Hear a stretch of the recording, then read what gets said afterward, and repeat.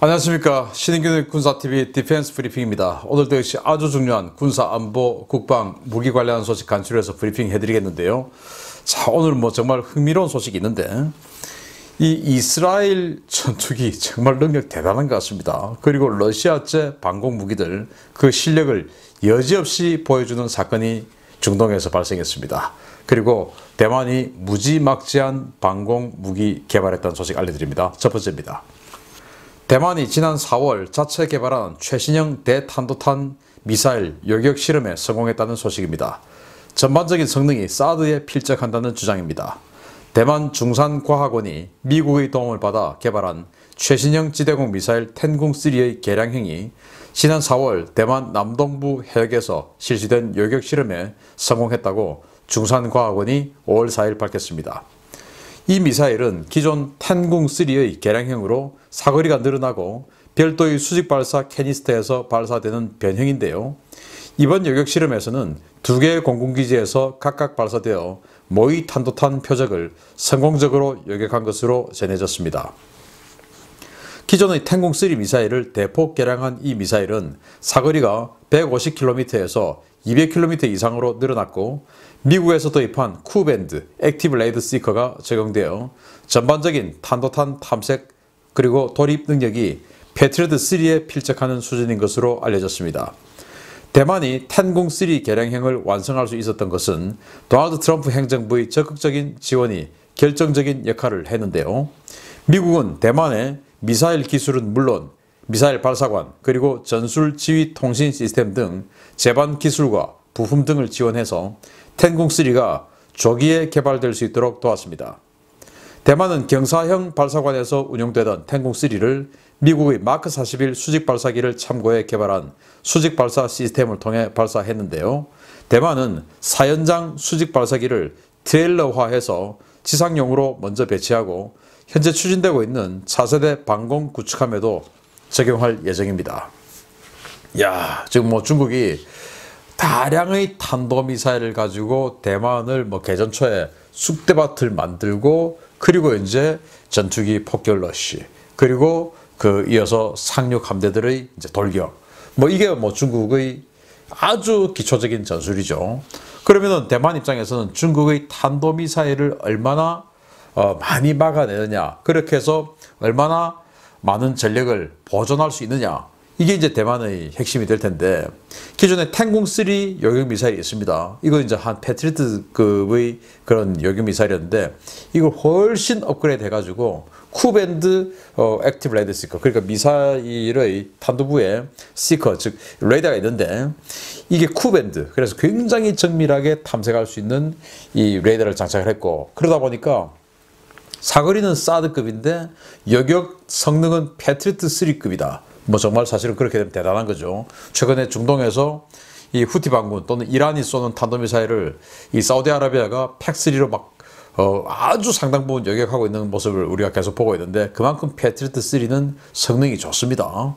그런 정도의 패트리어트3 해봐야 사실은 40km밖에 안 되는데, 그런 요격 성능을 가지고 200km나 요격한다. 이건 정말 사드보다 더 나을 수도 있다라는 그런 미사일이 될 수도 있고, 사드나 기존에 대만이 가지고 있었던 텐궁3 같은 경우는 경사형 발사대예요. 그래서 이제 정면으로 주로 날아가는데, 이건 지금 미국의 마크 41 우리 군함에도 들어가는 그 수직 발사기의 기술을 트럼프 행정부가 줬거든요. 그래서 그걸 가지고 이 수직 발사기 만들었으니까 아주 전방향으로 자유자재로 동서남북으로 다 여격에 성공할 수 있는 그런 체제를 갖추었다. 그래서 지금 이 중국이 대만을 언제 침공할지 모르는 일촉즉발의 상황이 지금 대만 해협에서 벌어지고 있는데, 또 대만은 국호를 아예 대만 공화국으로 바꿀 그런 움직임까지 보이고 있고, 중국은 그렇게 되면은 가만두지 않겠다. 언제 선전포고도 없이 바로 때릴 수도 있다. 라고 그런 이야기까지 했을 경우처럼 지금 너무너무 위급하게 대만 상황이 진행되고 있어요. 이런 상황에서 대만이 중국의 다량의 탄도미사일을 요격할 수 있는 이런 지상 배치형 요격 시스템 일단 지금 이제 만들었으니까 이제 빨리 양산해서 현재 그 실전 배치를 할 테고, 그리고 지금 또 군함 착공이 이미 들어갔어요. 그래서 이지스급의 군함 방공 구축함이죠. 그거 지금 만들고 있으니까 2020년대 중반이 되면 중국이 쉽게 대만을 건드리지 못할 그런 상황이 올 것이다. 이지스급 방공 구축함까지 나오면. 그래서 지금 이 시점이 중국이 대만을 정말로 때릴 수 있는 그런 가장 긴박한 시점이 아니냐라고 생각이 되고, 그런 일이 없었으면 좋겠고, 대만은 이런 좋은 무기 개발한 거 축하드립니다. 두 번째입니다. 최근 러시아가 시리아 앞바다에 대규모 함대를 배치했지만 이스라엘군을 막지는 못한 모양입니다. 러시아군이 주둔 중인 시리아 북서부 라타키아 항구가 이스라엘 전투기들의 공습으로 초토화됐다는 소식입니다. 현지 시각으로 5월 5일 새벽 이스라엘 전투기들이 지중해를 우회해 시리아 북서부 항구 라타키아를 공습했으며 시리아 방공군이 대응에 나섰지만 참패했다고 타임스 오브 이스라엘이 현지 시각 5월 5일 보도했습니다. 이번 공습은 F-16으로 추정되는 전투기들이 5월 4일 야간에 출격해 5일 새벽 라타키아 인근에 도달하면서 시작됐는데요. 이스라엘 전투기들은 공대지 미사일을 발사해서 라타키아 항구 인근의 플라스틱 공장을 맹폭했습니다. 해당 공장은 이란과 연계된 불법 무기 생산 공장으로 알려져 있는데요. 시리아는 해당 시설을 보호하기 위해 인근에 S-300 지대공 미사일과 판치르 방공 시스템을 배치했고, 폭격당한 시설에서 불과 18km 떨어진 흐메임임 공군기지에는 러시아군 S-400 미사일도 배치되어 있었지만 이번 공습에서 이들 방공자산은 속수무책으로 당한 것으로 전해졌습니다. 이스라엘은 공장에 사람이 없는 시간대를 틈타 공습을 단행했는데요. 시리아 국영 언론인 사나TV는 이번 공습으로 1명이 사망하고 6명이 중상을 입었으며 시리아 방공군의 요격 시도는 모두 실패했다고 밝혔습니다. 이번 공습으로 지중해 동부에 배치된 러시아 해군, 그리고 시리아 서부 해안의 러시아제 방공 시스템이 얼마나 취약한지 다시 한번 입증됐는데요. 카탈로그 데이터로는 세계 최강이라는 S-400과 S-300 그리고 판치르까지 동원된 중첩 방공망들이 F-16에 뚫리면서 러시아도 정말 적잖이 당황할 것으로 보입니다. 야, F-16, 이스라엘 F-16 가지고 있는데 이 F-16들이 북쪽으로 레바논 쪽으로 쫙 우회해가지고 지중해 동쪽으로 들어가서 거기서 다시 이제 동쪽으로 꺾어서 들어간 겁니다. 그리고는 이제 이 라타키아 항구를 때려버렸는데, 문제는 이 해역에 러시아의 고르시코프급 호위함이 있었습니다. 이 고르시코프급 호위함은 방공 능력이 있죠. 레이더 다 있고 요격미사일 다 있어요. 그런데 그 고르시코프급 방공 호위함이 그냥 먹통된 겁니다. 일단 호위함 제키고 타란툴급 초기함 여러 척이 있었습니다. 그것도 완전히 먹통돼 버리고, 그리고는 이제 들어가서 단거리 미사일을 날렸다. 단거리 미사일. 장거리도 아니고. 그러면 여기에 이 시설에 뭐가 있냐? 여기 이제 S-300 사거리 150km짜리 지대공 미사일 있죠. 시리아 거. 그리고 그 S-300과 함께 판치르 사거리 40km짜리 또 방공 시스템 있죠. 두 개의 이제 다층 방공 시스템이 있는데 다 러시아제입니다. 카탈로그 데이터라는 뭐 정말 최고죠. 이거 전부 먹통돼 버리고, 그런데 이제 레이더는 이 F-16이 스텔스가 아니니까 레이더는 발견을 했답니다. 그렇게 해서 미사일 발사를 한 거죠. S-300 미사일이 날아갔는데 전부 여기에 실패했다. 한마디로 헛발쳤다 이겁니다. 엉뚱한 데로 날아가 버린 거죠.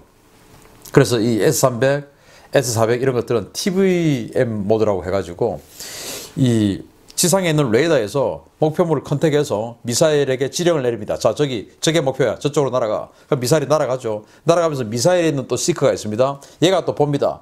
내 눈에 이게 보이는데 하고는 또 이 자기가 본 것을 지상에 있는 레이더로 보내줍니다. 그럼 지상에 있는 레이더는 자기가 본 거하고 이 미사일이 본 거하고를 또 보정해가지고 다시 이 미사일에게 그렇게 해서 왼쪽으로 좀 더 가. 이렇게 보정을 또 해줍니다. 이게 이제 TVM 모드인데, 이렇게 아주 정밀한 이런 유도를 해주는 이 S-300, 이게 그냥 엉뚱한 데로 날아가 버린 것이죠. 그 말은 아마 이 인근에 이스라엘의 전자전기가 있었을 것으로 판단됩니다. 그래서 이스라엘 전자전기가 완전히 그냥 이런 여러 가지 상황들을 전부 재밍해버려서 아예 그냥 그러니까 이 요격미사일하고 9M96인데 그 요격미사일하고 이 지상에 있는 레이더하고 통신을 주고받아야 이제 계속 유도가 돼서 가는데 이 통신을 그냥 끊어버리는 것이죠. 전자전기가. 그러면은 이 미사일이 뭐 통신을 지령을 못 받으니까 지령을 상실해서 그냥 엉뚱한 데로 날아가 버리는 이제 이런 식으로 아마 전자전기가 만들었을 겁니다. 그러니까 스텔스기가 아닌 이 F-16을 가지고 단거리 미사일을 가지고 지금 완전히 그냥 초토화시켜 버렸다고 하니까 정말 이 전자전기 꼭 필요하다라는 생각이 들고 우리도 정말 전자전기 빨리 가졌으면 좋겠다. 그런데 그 전자전기를 실제적으로 아주 효율적으로 쓰려고 하면은 적의 전파 특성을 다 가지고 있어야 돼요. 그래서 미군이 북한군이나 중국군의 그런 전파 특성을 다 우리에게 다 줄까? 저는 뭐 장담할 수 없다고 생각합니다. 그래서 지금이라도 전자전기보다 먼저 전자전 정찰기를 먼저 가지고 이 북한의 레이더 전파들 뭐 그리고 이 중국의 레이더 전파들 군함 레이더 전파 뭐 다 이런 것들을 수집할 필요가 있지 않느냐. 그래서 그게 바로 자산이거든요. 우리도 빨리 이런 모습을 갖췄으면 좋겠다. 그리고 이제 이 라타키아 항구 불과 18km에 러시아 공군기지가 있는 거예요. 시리아에. 흐메민 공군기지죠. 여기에 있는 S-400, 또 판치르 다 그냥 먹통돼 버린 겁니다. 그 정도로 이스라엘의 전자전 능력이 좋았고 그리고 F-16 과감하게 그냥 스텔스도 아니면서 들어가서 그냥 단거리 미사일로 때려버리는 이런 과감함 정말 이스라엘 대단합니다. 그리고 러시아 정말 뭐 다시 봐도 까보니까 러시아잖아요. 까보러 또 한 번 느낍니다. 카탈로그 데이터 절대 믿지 말자. 까보러 마치겠습니다. 감사합니다.